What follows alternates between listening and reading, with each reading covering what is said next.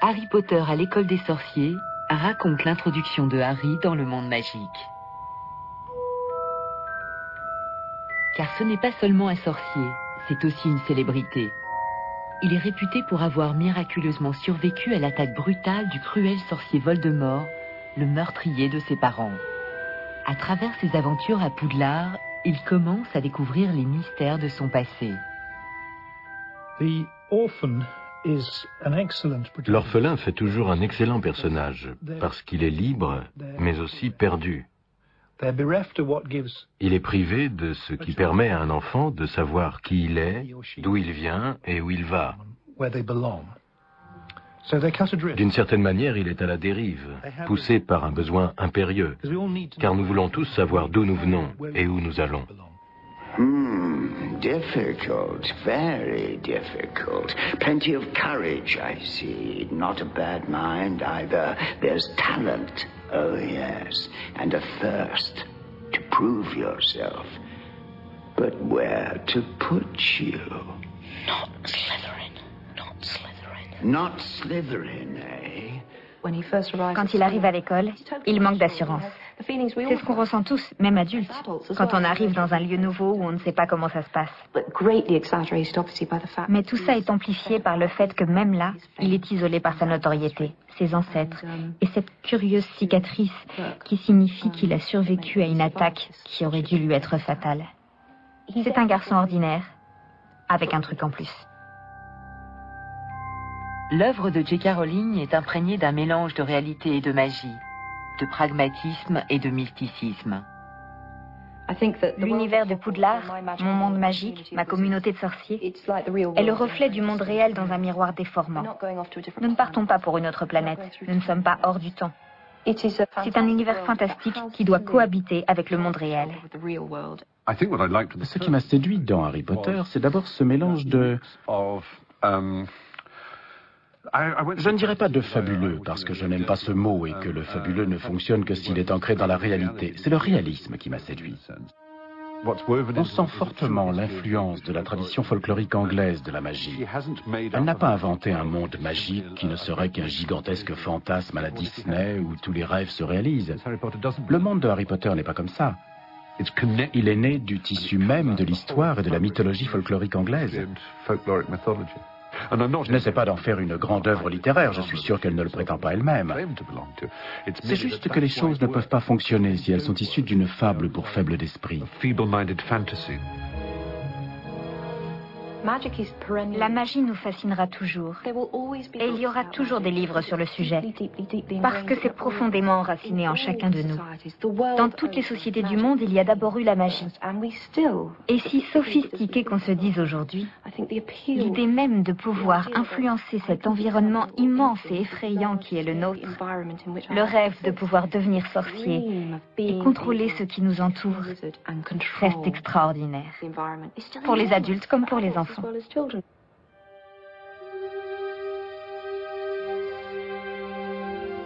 Vous êtes ici pour apprendre la science subtile et l'art rigoureux de la préparation des potions, dit-il.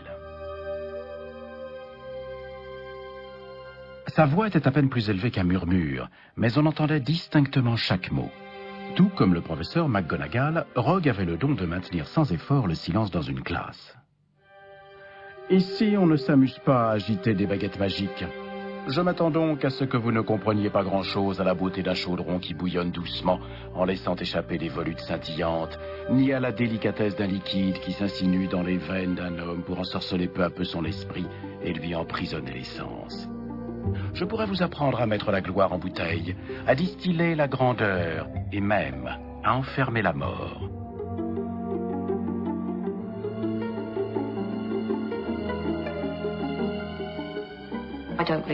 Je ne crois pas à la sorcellerie, même si je ne compte plus le nombre de fois où on m'a traité de sorcière. 95% de la magie décrite dans les livres est un pur produit de mon imagination. J'ai emprunté des éléments au folklore et j'ai utilisé des choses qu'on croyait autrefois investies d'un pouvoir magique pour donner du relief. Mais je les ai détournées à ma façon. J'ai pris des libertés avec le folklore pour servir l'intrigue. Les sorciers occupent une grande place dans la littérature enfantine, et ce sera toujours le cas. Dans 1 ou 2 siècles, il y aura encore des histoires de sorciers.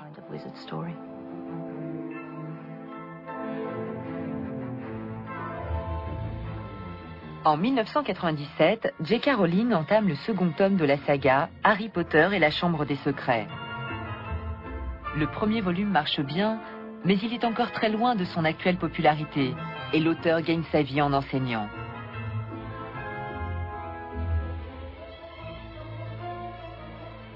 Pourtant, tout est sur le point de basculer. Jetant un sort par-delà l'Atlantique, Harry envoûte les éditeurs américains qui s'arrachent les droits.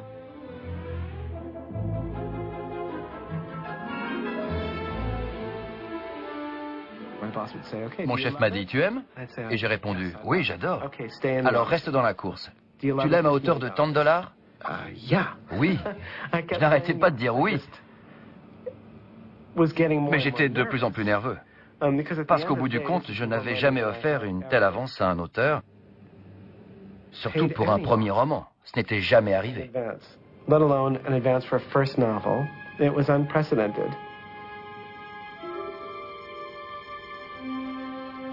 Elle m'a dit, tu l'aimes à hauteur de 105 000 $?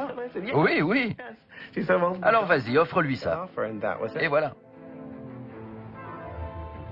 Le contrat qu'elle signe avec Scholastic permet à J.K. Rowling d'accomplir son rêve de toujours, devenir écrivain à plein temps.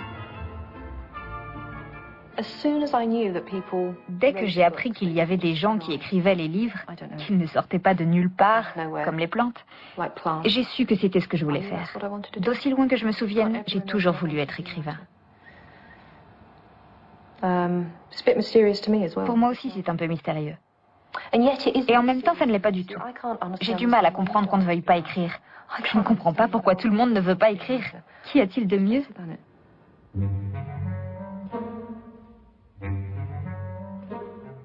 Si on n'a pas de souvenir très précis de ce qu'on ressentait enfant, il ne faut pas écrire de livres pour enfants. Même si les gens détestent le livre, on peut au moins m'accorder ça. Je sais parfaitement ce que je ressentais à cet âge-là. Les souvenirs d'enfance de J.K. Rowling ont beaucoup influencé son œuvre. Née à Chipping Sodbury en 1965, elle a grandi près de Bristol avec ses parents Anne et Peter et sa jeune sœur Di. C'était une enfant autoritaire et aimant la lecture, un peu comme une des meilleures amies de Harry. Wingardium Leviosa. Stop, stop, stop. You're going to take someone's eye out. Besides, you're saying it wrong. It's Leviosa, not Leviosa. You do it then if you're so clever. Pour Hermione, dès que j'ai pris mon stylo, tout est venu très facilement. Parce que Hermione, c'est moi. Go on, go on. Wingardium Leviosa. Wingardium Leviosa. Je travaillais beaucoup. Comme je n'étais pas sûre de moi, j'essayais de compenser en ayant toujours tout bon. Et comme Hermione, je projetais une fausse impression d'assurance qui irritait parfois les gens. Mais au fond, je me sentais très inadaptée. Et c'est pour ça que je comprends si bien Hermione. J.K. Rowling commence à écrire dès son plus jeune âge. Elle termine son premier livre à 6 ans. Le premier livre que j'ai écrit s'intitulait Lapin. Il parlait d'un lapin qui s'appelait Lapin. On pressentait déjà la grande inventivité dont j'ai toujours fait preuve en matière de nom. J'ai écrit les aventures de Lapin pendant longtemps. Il y avait toute une série d'histoires de lapins très ennuyeuses et illustrées par l'auteur. S'il y a un livre qui a influencé mon œuvre, c'est The Little White Horse d'Elizabeth Gooch. Elle précisait toujours ce qu'il mangeait. Dans le livre, à chaque fois qu'il mange, on sait ce qu'il y a dans les sandwichs. Et quand j'étais enfant, je trouvais ça très satisfaisant.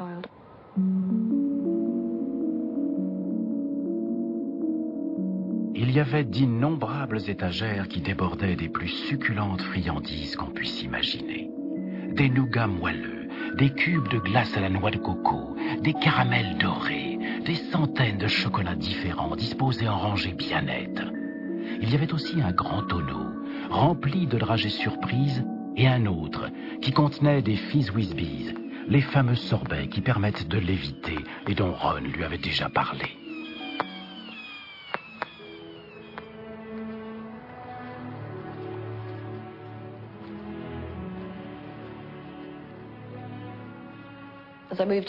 À l'adolescence, j'étais pour un réalisme poignant et très dramatique, directement inspiré de Barry Hines dans Caisse.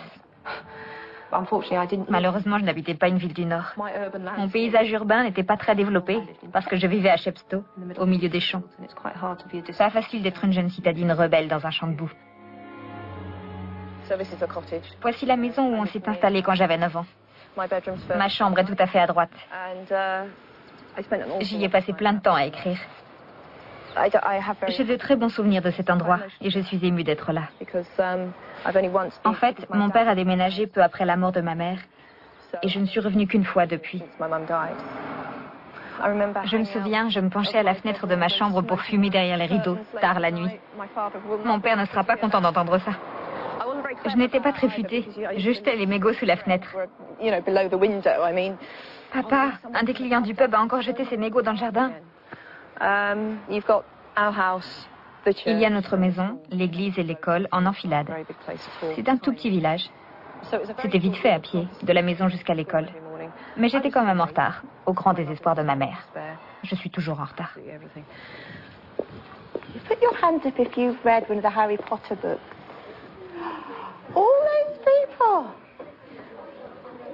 Now this morning we have a very special guest in school with us today.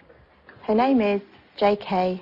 Rowling, and she's here to talk to us.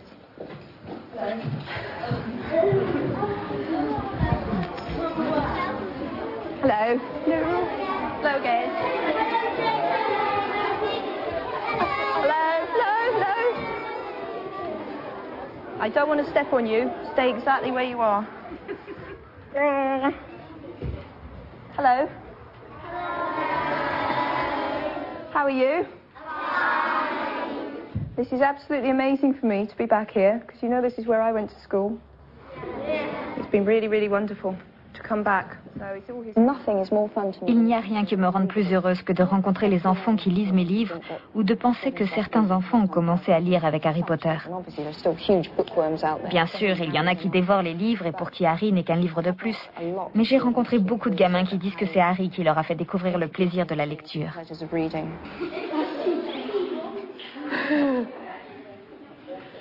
What advice could you give us young authors? Would you like to be a writer? Maybe.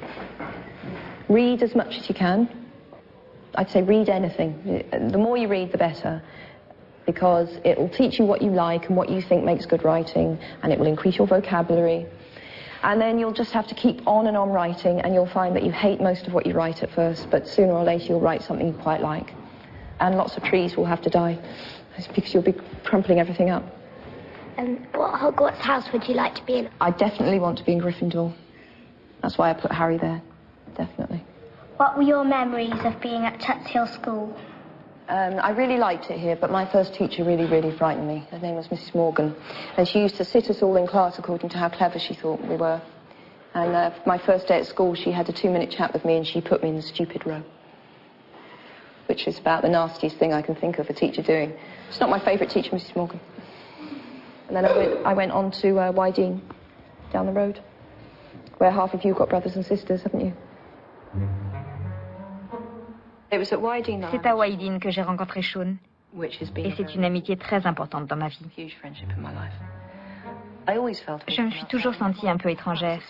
C'est peut-être pour ça que Sean et moi étions si proches, parce que comme moi, il est arrivé tard et n'avait pas l'accent du coin. On se sentait tous les deux étrangers à cet endroit, et ça a sans doute contribué à nous rapprocher. Voici donc Sean, à qui j'ai dédié le second tome de Harry Potter et qui a largement inspiré le personnage de Ron. Je n'ai jamais essayé de créer Ron à l'image de Sean, mais il a une façon de parler très Seanesque. Made it. Can you imagine the look on McGonagall's face if we were late? That was bloody brilliant. Thank you for that assessment, Mr. Weasley. Je crois que la ressemblance tient au fait qu'il n'est jamais tout à fait dans les premiers, mais il est juste derrière. Et je pense que... Non, Si tu permets, Joe. Sur le plan scolaire, par exemple, il est évident que Joe était, sans vouloir te faire rougir, dans les premiers. Tandis que moi, je profitais de sa position, je lui empruntais ses dissertes. Je me trompe peut-être, mais ce que je ressens, c'est que Ron est toujours là, ou dans les parages, plein de bonnes intentions. Il est toujours là quand on a besoin de lui. Ça, c'est Ron Weasley. Sean a été le premier de mes amis à passer son permis. Il avait une vieille Ford Anglia toute pourrie, turquoise et blanche, qui est désormais célèbre puisque c'est la voiture des Weasley. Bien sûr, j'ai donné aux Weasley la vieille voiture de Sean. Pour nous, elle était synonyme de liberté. J'ai encore le cœur qui bat quand je vois une vieille Ford Anglia. C'est un peu triste.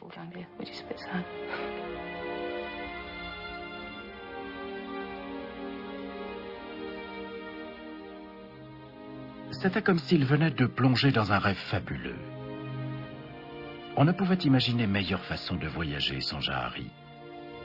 Voir défiler des tourbillons de nuages aux formes extraordinaires en restant bien au chaud dans la voiture, sous un soleil éclatant, avec des caramels plein la boîte à gants, et la joie de pouvoir contempler dans quelques heures l'expression envieuse de Fred et de George lorsqu'ils feraient un atterrissage spectaculaire sur la vaste pelouse de Poudlard. C'était le type le plus cool du lycée. Il avait une Ford Anglia turquoise. Tu étais vraiment au top. C'est vrai que j'étais cool à l'époque. Depuis, j'ai mal tourné. Une coupe à la Spandau Ballet. Désolée. Certains soirs, elle m'appelait en me disant « Viens me chercher ». J'allais chez elle et on partait quelque part en voiture. On allait sous le pont de la Séverne. Sous le pont de la Séverne ou ailleurs. On refaisait le monde et on buvait. Plutôt triste, hein? Mais à 17 ans, on trouvait ça très excitant. On s'asseyait là, dans une Ford Anglia. Ouais, ces gamins des villes ne savent pas ce qu'ils ratent.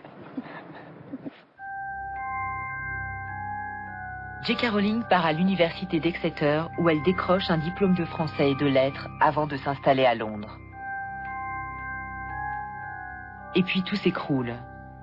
Après avoir lutté pendant 10 ans contre la maladie, sa mère Anne est emportée par une sclérose multiple.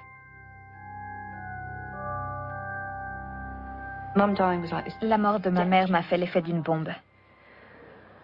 La douleur de la voir partir, alors qu'il lui restait tant à vivre, parce qu'elle n'avait que 45 ans. C'est beaucoup trop jeune pour mourir et quitter sa famille. Elle n'a pas eu l'occasion de nous voir évoluer. Maman aurait vraiment apprécié de me savoir écrivain, parce qu'elle adorait lire. C'est d'autant plus douloureux que je sais qu'elle aurait été particulièrement fière, et elle n'a pas pu le voir.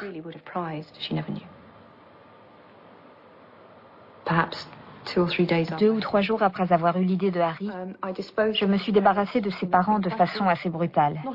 Ce n'était pas cruel, mais c'était sec et rapide. Rien de superflu, pas de débat sur la façon dont ça s'était passé, ni aucune vraie discussion sur la douleur que ça impliquait. Mais maman est morte 6 mois après mon premier jet du chapitre d'introduction. Et ça a tout changé. Parce que je le vivais moi-même. Je vivais ce que je venais d'écrire. Le miroir du Riséd, c'est ma propre expérience du deuil d'un parent. 5 minutes. Donnez-moi encore 5 minutes. Mais ça ne suffirait pas. Mom? Dad?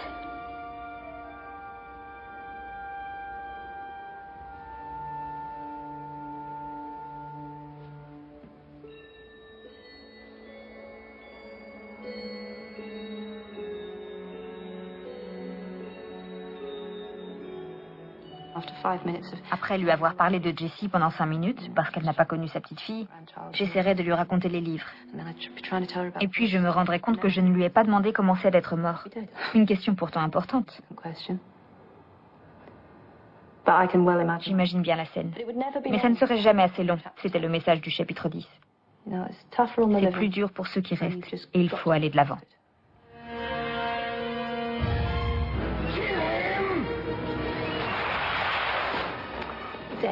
La mort est sans doute le thème le plus important dans les 7 tomes. Si vous écrivez sur le mal, comme moi, sur un type qui est un psychopathe, vous avez le devoir de montrer le mal qu'il y a à prendre une vie humaine.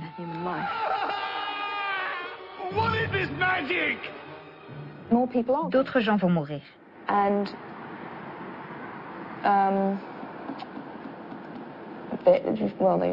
Et il y a au moins une mort qui va être horrible à écrire. Enfin, à réécrire, car c'est déjà écrit. Mais il le faut. Certains parents s'interrogent sur la réaction des enfants aux aspects les plus sombres de la saga. C'est intéressant de voir comment les parents s'arrogent le droit de vous dicter votre conduite, sous prétexte que vous écrivez des choses pour leurs enfants. J'ai reçu une lettre horrible après le tome 2.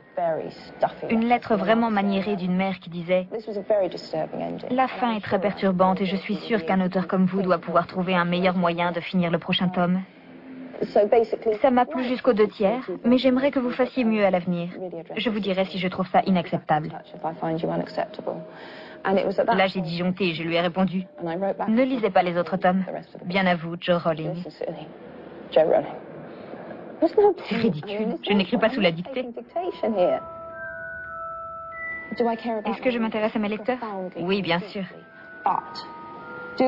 Mais est-ce que je pense qu'ils peuvent me dicter ne serait-ce qu'un seul mot de ce que j'écris? Non. Je suis la seule à décider de ça. Et je n'écris pas pour rassurer les enfants.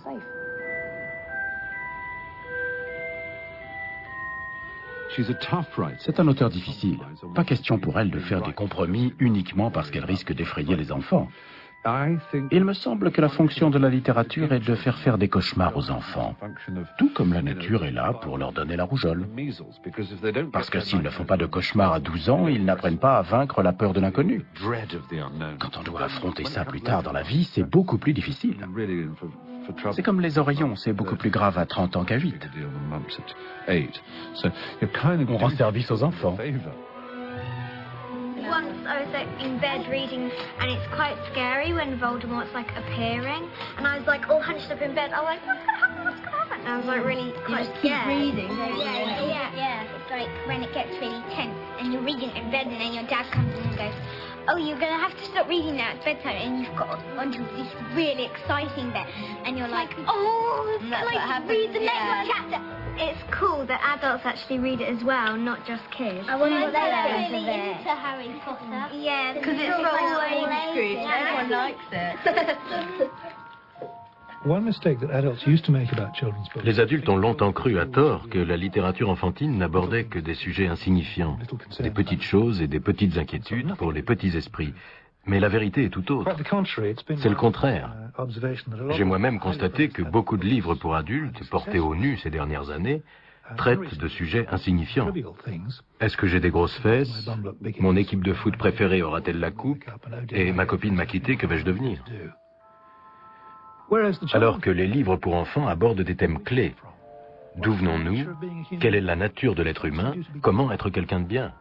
Des questions profondes, d'une importance capitale, et qui sont bien souvent traitées non dans les livres que lisent les adultes, mais dans ceux que lisent les enfants.